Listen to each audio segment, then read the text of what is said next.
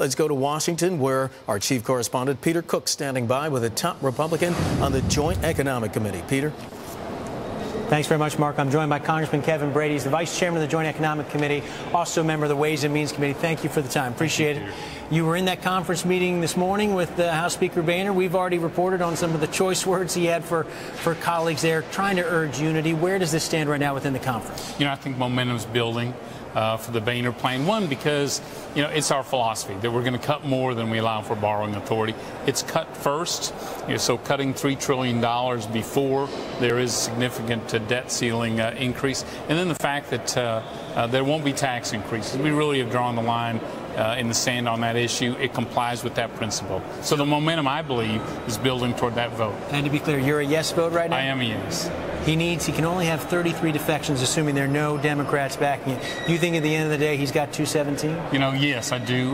We're not looking for Democrat votes. We're going to do this within the Republican conference. Yes, there's some healthy disagreement, mainly because we are all seeking a shrinking of the government. We just have a little different views on how best to do it. So walk me through the end game here. Assuming it does pass tomorrow, his hand clearly strengthened at that point, but you've got Senate Democrats today saying, listen, that plan is a non-starter. Senator Reid's working on his own. Some people have suggested there are some areas of commonality between the two. What's the end product here? I think at the end of the day, I know the president wants cuts and tax increases. We know the Senate wants the same, but the House is firmly convinced that's the wrong solution. So at the end of the day, I think it's a cut first bill.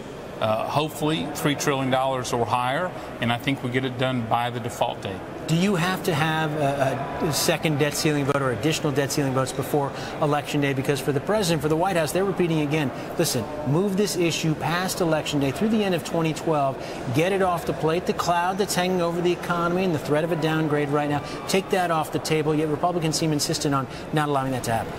The reason is we're not holding the president's feet to the fire or looking at his election. We're trying to hold Congress's feet to the fire to make sure we actually get the cuts, especially the savings for our entitlement programs before we move further into the debt ceiling. So it really is, I think, our commitment to making sure Congress creates real cuts for the future.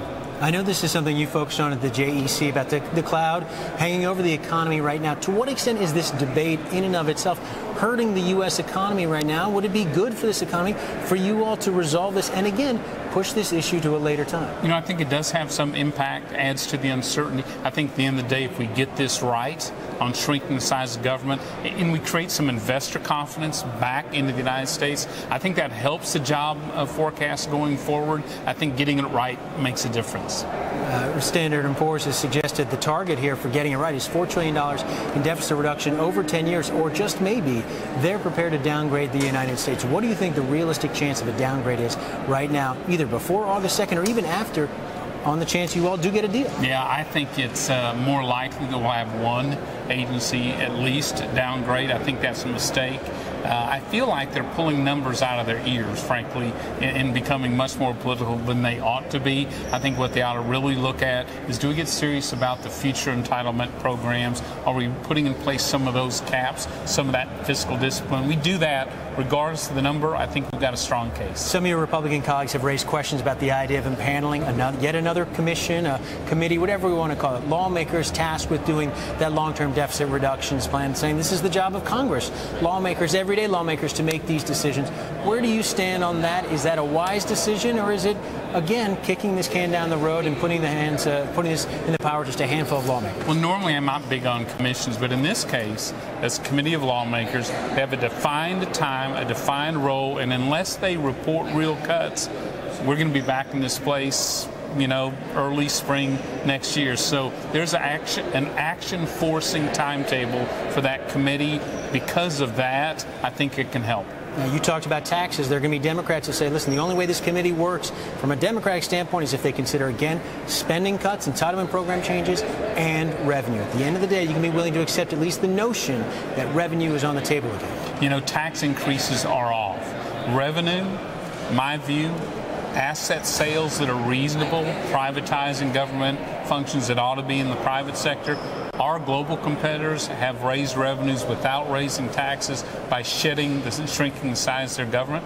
I don't think that's ever been off the table. The problem is the president and Democrats, it's all tax increases. And you look at $1 trillion, it's big tax increases. This gets done by August 2nd? I believe so. All right. Certainly hope so. Kevin Brady with a somewhat optimistic view of the situation here on Capitol Hill. Mark, we'll send it back to you in New York.